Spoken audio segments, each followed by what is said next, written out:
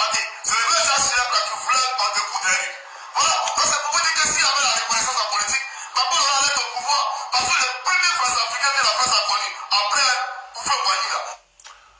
Vous savez, des gens m'ont écrit pour me dire, oui, tu as essayé de déconstruire Johnny Pacheco, mais là où il parle du financement de Jacques Chirac, là, tu n'as jamais rien dit là-dessus. Hein.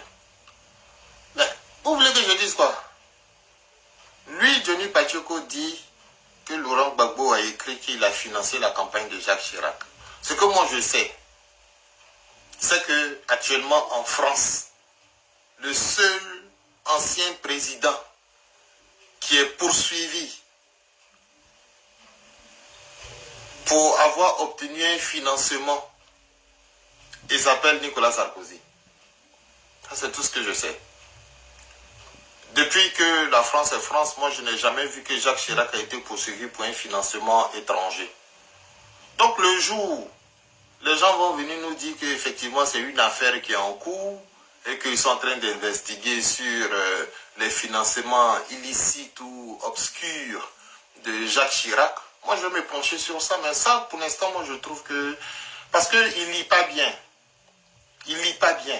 Donc moi je ne peux pas faire confiance à ce qu'il a lu. Moi je n'ai pas encore lu le livre de Laurent Gbagbo. Je suis sûr que si je lis même, je vais voir autre chose. Ce livre qu'il brandit tout le temps, là, moi je ne l'ai pas encore lu. Voilà. Mais c'est lui, il dit que Gbagbo Laurent avoue dans ce livre avoir financé la campagne de Jacques Chirac. C'est bizarre parce qu'en France, on ne laisse pas comme ça. Hein. Financement comme ça. Les financements comme ça, en général, on poursuit les gens. Donc, moi, j'attends que la France poursuive Jacques Chirac pour financement illicite, etc., etc. Comme ça, nous, on va se pencher sur ce problème. Pour l'instant, c'est un problème qui ne m'intéresse pas du tout. Voilà. Parce que je sais qui parle, je sais qui est Johnny Pacheco, donc je sais qu'il n'est pas très, très futé. Je ne me penche pas là-dessus. C'est pas pour le parce que la gestion des pays à la tête du pays a été de coutumer lorsqu'il était fait un coup d'État. Le vrai prince africain, c'est d'abord le lui-même. Donc si lui, là, la France devait regarder les intérêts, en tout cas les liens amicaux, d'abord aller aujourd'hui au pouvoir. Donc en politique, il n'y a pas de place pour l'amitié.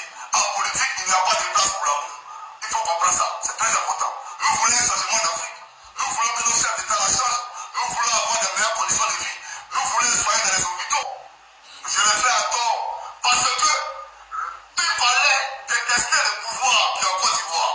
Tout ce qu'ils faisaient là, ils ont construit Ruto, ils n'ont pas construit Ruto, nous on s'en fout de ça. Il faut allumer Ouattara. Oui, parce qu'en ce moment, Gbagbo est en prison. Oui, parce qu'en ce moment, Simon Gbagbo et tous les prisonniers politiques, et nous les connaissons ni d'État ni d'aide, parce que je ne suis pas du FPI, c'est pas le FPI qui va faire. C'est pas le FPI qui paie ma maison, c'est pas le FPI qui paie ma carte de crédit, etc. Donc, nous sommes partis. Mais est-ce que le pouvoir en place n'a pas été audible à ce qu'on a dit? C'est quel français ça? C'est quel français ça? Le pouvoir en place n'a pas été audible à ce qu'on a dit. Mais c'est quel français ça? Mais ton truc là, c'est truffé de fautes. Le pouvoir en place n'a pas été audible. Bon, ok. Audible, tu vois, là en ce moment, je suis en train de parler de façon audible. Ça vient de audition, écouter, audible, entendre, oreille, audition. Donc quand il dit le pouvoir en place, qu'est-ce qu'il a dit son faux français là? Il a dit quoi? Attends, je vais voir. Mais c'est quoi que vous attaquez? Vous êtes sérieux? Vous êtes sérieux? Ok. Chaque année, nous allons aller progressivement parce qu'il y a beaucoup de choses à vous dire aujourd'hui. Ce monsieur-là, il ne va jamais finir de me... Il va jamais finir de Gbagbo, il parle comme ça. Hein. Et vous-même là, il ne va jamais finir de vous surprendre aussi. Il a attaqué ici Claude Soro sur une vidéo, mais je l'ai fait à tort. Je l'ai fait à tort. Parce que il fallait détester le pouvoir qui est en Côte d'Ivoire. Tout ce qu'ils faisaient là, ils ont construit Ruto. Ils n'ont pas construit Ruto. Nous, on s'en fout de ça. Il faut allumer Ouattara. Oui, parce qu'en ce moment, Gbagbo est en prison. Oui, parce qu'en ce moment, Simon Gbagbo et tous les prisonniers politiques, et nous les connaissons ni d'État ni d'aide, parce que je ne suis pas du FPI. C'est pas le FPI qui va faire. C'est pas le FPI qui paie ma maison. C'est pas le FPI qui paie ma carte de crédit, etc. Donc, nous sommes partis. Mais est-ce que le pouvoir en place n'a pas été audible à ce qu'on a dit? Ils ont entendu nos voix. C'est pas... Non. Faut plus jamais dire ça. Ça, c'est entre nos frères, hein, je te dis ça. Faut pas dire ça en public. Les gens vont se moquer de toi. Est-ce que le pouvoir en face n'a pas été audible à ce qu'on a dit? Ouh là là là là là là là là là là là. Alors, audible, c'est fort. C'est-à-dire, c'est fort, on peut entendre. Ça, c'est ce que ça veut dire. Audible. On dit parle de façon audible. Mais on ne peut pas dire le pouvoir en face a été audible à ce qu'on a dit. Aïe, aïe, aïe, aïe, aïe, aïe. Ça, c'est même cruel. C'est cruel. Il ne faut pas faire ça. Tu vois que moi, je ne viens pas ici pour t'insulter. Je viens ici pour que tu améliores tes vidéos. Il faut les améliorer avec un français beaucoup plus délicieux. Voilà. On va écouter. Maintenant, il est devenu maire. Hein. Ça, quand tu vas rentrer à Abidjan, ça, tu vas t'expliquer. Hein, parce qu'eux, ils vont te demander, ah, petit frère, tu viens ici pour insulter la mère de nos machins. Hein, de nos mamans, là, tu insultes nos mères. Donc, les joueurs, les footballeurs, ils t'attendent là-bas. Voilà. Et nous, on a toutes ces vidéos-là. Et maintenant, je vais finir sur la question d'Arafat. Tu as insulté Arafat jusqu'à aujourd'hui. C'est toi qui parles comme Arafat. Ah, ça va bombarder. Bon, moi, je ne sais pas comment Arafat parle. Mais ce que je suis, aujourd'hui, tu es devenu un admirateur d'Arafat. C'est terrible, ça. Mais toi, tu es fort, hein. Tout ça, c'est pour chercher l'argent. Tout ça, c'est pour chercher l'argent. On insulte Arafat aujourd'hui, demain, on cherche à rire avec lui. On insulte Ouattara aujourd'hui, demain, on cherche à rire avec lui.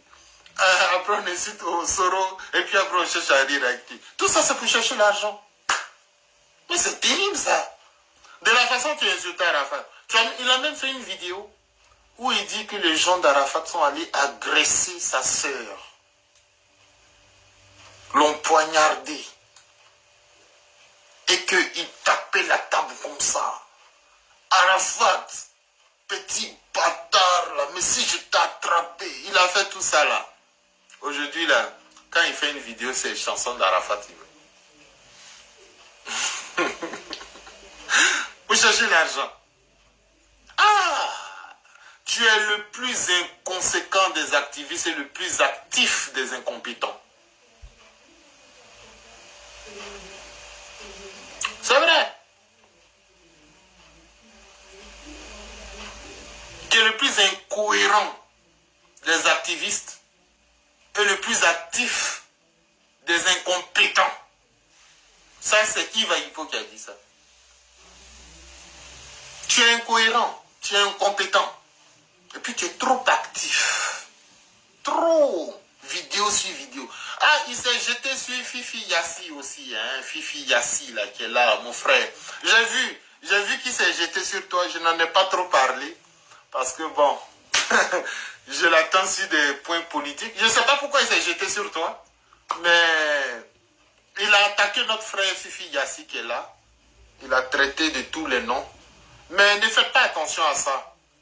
Johnny, en fait, il souffre d'un déséquilibre psychique. Hein?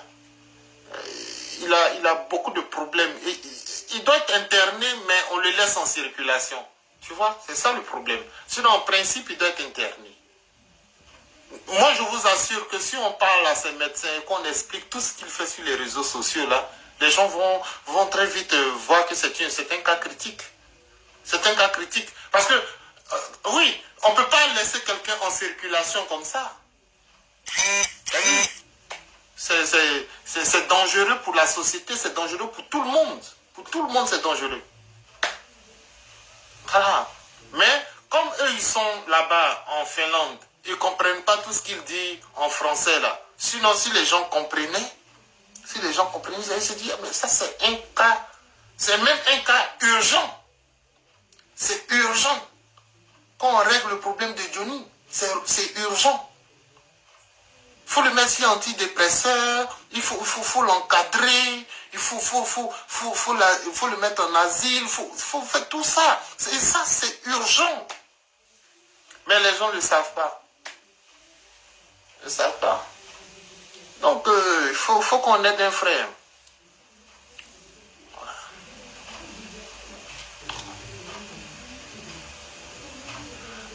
frère, moi, c'est vraiment par gentillesse que je le dis. Hein. C'est par gentillesse, c'est pas pour lui faire du mal.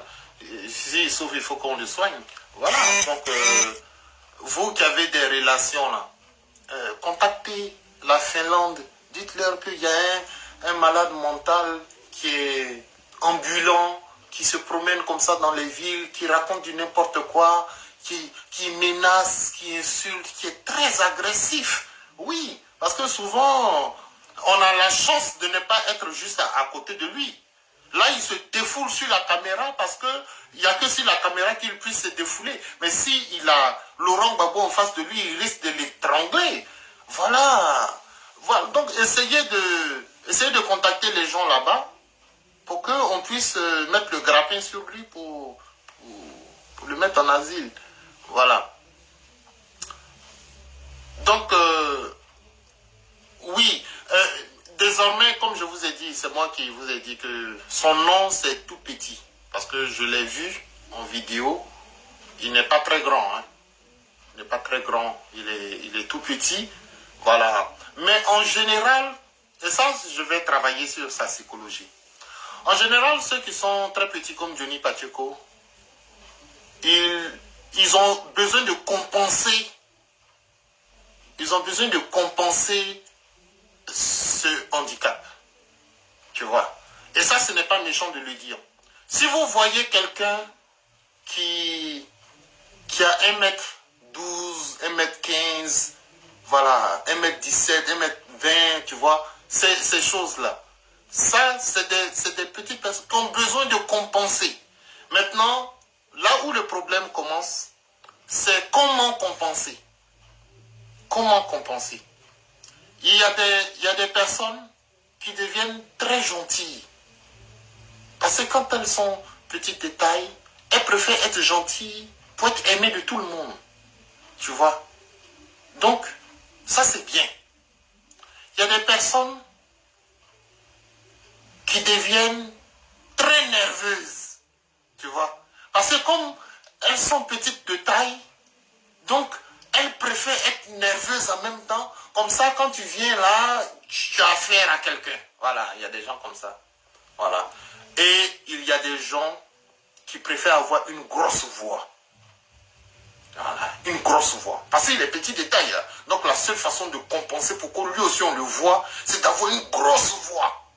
Voilà. Donc quand tu regardes, on dit que c'est qui? Il doit être grand. Le regard, il est en bas. Voilà. Donc lui, c'est cette compensation-là qu'il a choisie. Pour compenser son complexe. Alors qu'il y a des voies de compensation qui sont acceptables. Voilà. Tu peux être un gentil. Il y a des gens qui sont petits détails, qui rendent des services. Qui rendent des services et puis on dit, ah lui là il me plaît, il me plaît. On ne voit même plus sa taille. On ne voit plus parce qu'on dit il est tellement gentil, on a juste envie de le câliner. Voilà. Mais Johnny, lui, je ne sais pas, il a subi un coup dur peut-être dans son enfance. Donc, pour lui, il pense que la meilleure façon de compenser, c'est d'être violent, d'être agressif, etc., etc. Mais si vous voyez quelqu'un qui est grand de taille, il est toujours en train de sourire. Voilà, comme moi, comme ça. Là. Moi, je n'ai pas de complexe. Donc, je suis toujours en train de rire. Les gens me disent, mais Yves, même il rit, pourquoi? Mais parce que je suis content. Je suis content. Il y a quoi à cacher? En général, quand tu es grand de taille, bon, c'est les gars qui taquinent, qui rient, on peut même tomber ici au riz, on cause, il n'y a rien. Voilà. Mais petit de taille, là, il est là comme ça. Il est là comme ça, il est fâché déjà. Mais tu es fâché pourquoi? Johnny, tu es fâché pourquoi? Voilà. Il ne faut pas se fâcher, il n'y a rien. On est entre nous, Ivoiriens. On ne doit pas se faire du mal. On ne doit pas s'agresser. On ne doit pas s'insulter. On ne doit pas se faire du mal. Si tu veux faire de la politique, fais ta politique. On est ensemble. Mais le travail que tu fais à ce moment-là, ce n'est pas un bon travail. Je ne crois pas même qu'Afi soit content de ce que tu fais là. Mais si, voilà. Donc, il faut compenser. Il faut compenser. Moi, j'ai vu des gens qui sont petits de taille. Être petit de taille, c'est pas mauvais. Il y a des gens qui sont petits de taille. Ah, voilà une autre compensation. Il y a des gens qui sont petits de taille. qui sont très comiques.